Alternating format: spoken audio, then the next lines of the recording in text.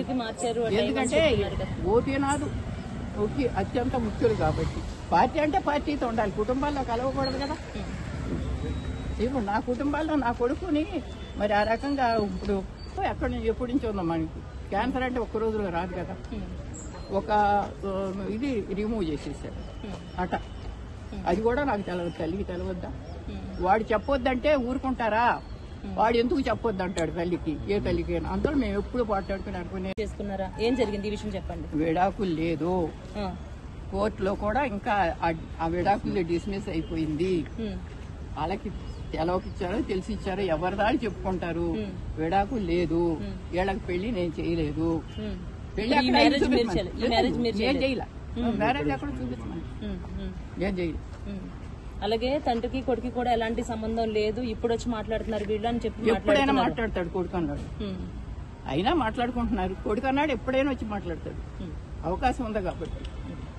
Divorce అయితే మాట్లాడే అవకాశం లేదు అసలు. అయినా కొడుకు చేయవలసిన బాధ్యత తండ్రికి లేదా? ఎంతో కొంత 10 రూపాయలు ఉంటే 1 రూపాయి నాడికి ఇవ్వాలి కదా.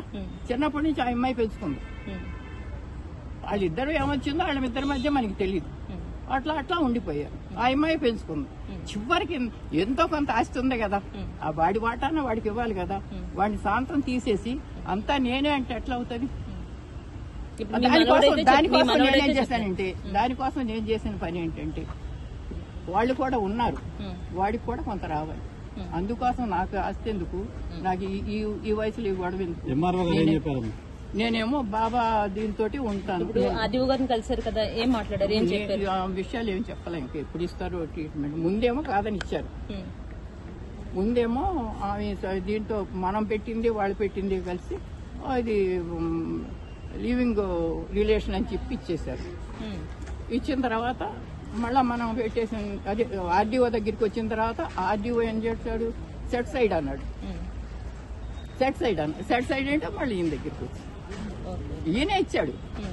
ఆయన్ని మనీ చూసేసి కాదు నువ్వు లివింగ్ రిలేషన్లో ఉన్నావు అని ఇచ్చాడు.